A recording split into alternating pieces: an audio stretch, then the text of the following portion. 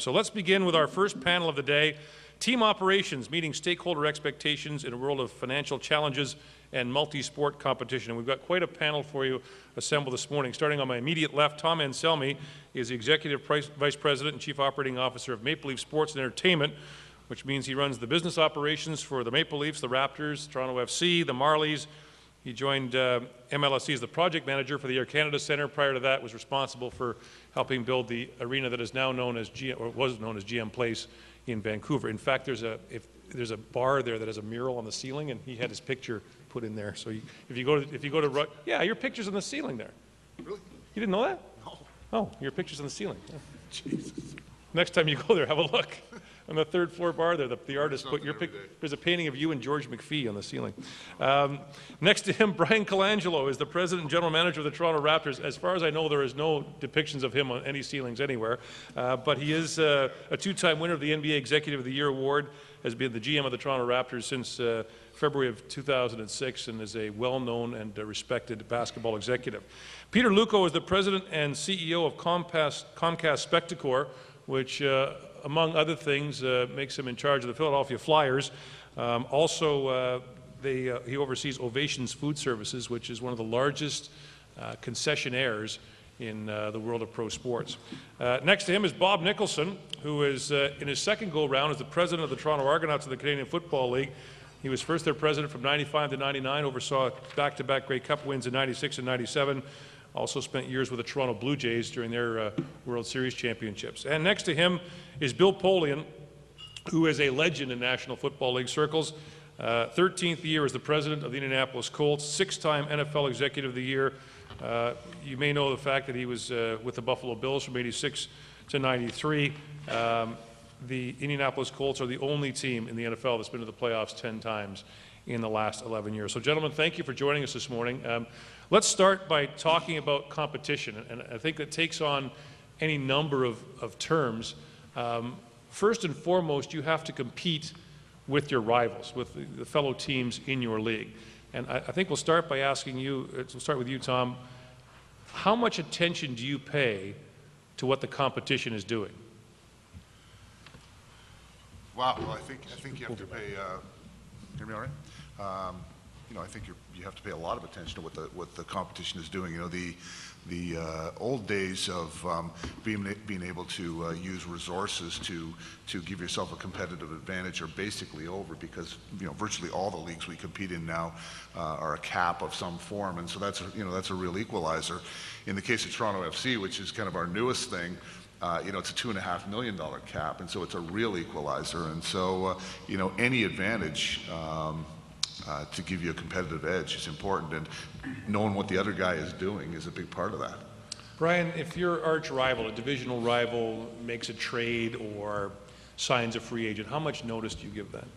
I think you give a lot of notice to what happens within your division, and maybe more importantly within your conference as it relates to playoff matters, depending on where you are. Right now we're in the middle of a rebuild, so I can't really be concerned with what's going on at the top. It's more about what pieces are going to be available as we start to unfold those different layers of the rebuild process.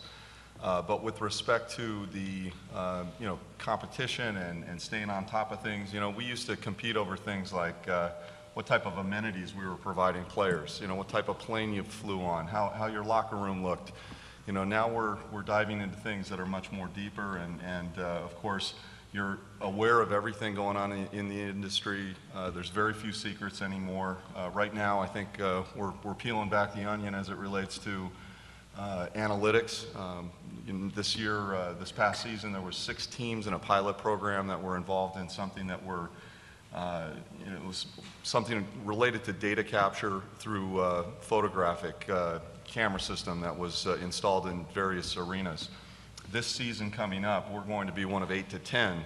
So you already see that 4 or 5 teams have jumped on board with respect to this data capture. So we're actually taking something that we're very involved in, the world of analytics, and we're taking it another step, enabling ourselves to take that data and give us even more, hopefully, of a competitive advantage with respect to how we compete against those teams that we're competing with. But as far as trades and movement player-wise, You've got to strategize years out, and when a player comes off the market and signs an extension, in the former agreement there was extended trades, you know, that would certainly affect what we were doing and what we were looking at. So.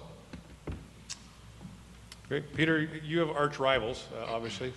The Flyers are bitter rivals with the Rangers, the Penguins, to an extent the Devils as well. The Leafs. Tom and someone wants to say the Leafs as well. How much attention do you pay to what the opposition's doing? I think we obviously pay a lot of attention, as Bryan mentioned, and Tom. I think what you're always looking at, in fact, we have a war room, and I'm sure the gentlemen on this table have done the same thing. We really have every single team in the National Hockey League, every player's salary, the length of his contract, and you can actually sit in this room and you look around the room and see what's available, and also look to see, because of the hard cap, what teams are tied up, what teams are committed, what teams may want to trade a player, maybe not so much for his play, but maybe just financially to make moves. So you're always looking at that competition. But what I think is interesting amongst us all is, you know, we compete on the field, the ice, the court, whatever it may be, but we're all best of friends off the ice, off the court, off the field, because when it comes to the business side, we're all sharing, you know, common practices. Hey, what's working for you? What's working for you to sell suites? What's working for you to sell club So would you seats? share that with Pittsburgh, for example? Like, Oh, absolutely. Like you would sit down with the Penguins and say, this is how we're... Absolutely. You know, Tom, Bob Hunter, you know, Lou Lamoriello, Rich Kreswick's there now. We're all really, really great friends, except on game day. And we're all just trying to, because we're all trying to make it as a business at the end of the day. And then we'll try and beat each other's head in come playoff time. And we'd love to be back in Toronto again, Tom. Great city. Bob, how much attention do you pay in your situation to what... Well, I think much like Peter, we try to share a lot of things off the field, and you know, I think the team services aspect of the CFL is a few miles behind what happens in the NBA and NHL and MLB, but certainly trying to catch up.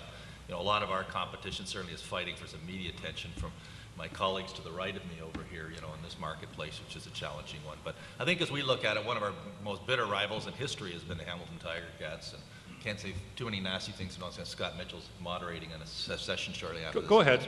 Go ahead. But we're actually working together more now than we ever have been, certainly. And I think that's partly because the Southern Ontario marketplace has been a challenge for the CFL, and that really the league and the Tiger Cats and the Argos are really trying to work on projects together where how we can try to you know, rebuild the relevancy of the product in this marketplace. Certainly as we look across the competitive landscape, certainly that's different. You know, that is a different story when we line up against these guys, and Montreal certainly has been one that we monitor closely in terms of our trying to stay ahead of them, since they've been the sort of premier franchise in the East for far too long. Bill Polian, your football experience, I should mention, goes back to the Canadian Football League, right, with the Montreal Alouettes and the Winnipeg Blue Bombers. Sure does. Tell us about how much attention you pay to what your rivals are doing. Well, I think I would answer the question in 4 categories, and my colleagues have touched on most of them. The first thing we do is take a look at what's happening across the industry, and that just doesn't mean our sport. We want to know what the Chicago Cubs are doing to sell suites. We want to know what the Red Sox are doing to market and in community relations and things of that nature. We want to know what they're doing in terms of player development and scouting. We work very closely with the Pacers to share ideas. As my colleague said, that you know, we're all friends in this business and we can learn from one another. So we pay very close attention to that. The second thing where we watch competition is in the cap management area. Our cap is a hard cap, but there is some financial engineering you can do to manipulate it, and there are very smart people at other clubs who do that, and so we have someone full-time who monitors contracts, evaluates contracts, takes a look at what's happening and clauses that are inserted and how those clauses are interpreted by the NFL Management Council, which is the arm of our league which monitors the salary cap. So we've got an entire department devoted to that. We also monitor very closely on-field trends. Last year during the lockout, we began a project we're going to continue, which is great. We sent our coaches out to visit the colleges.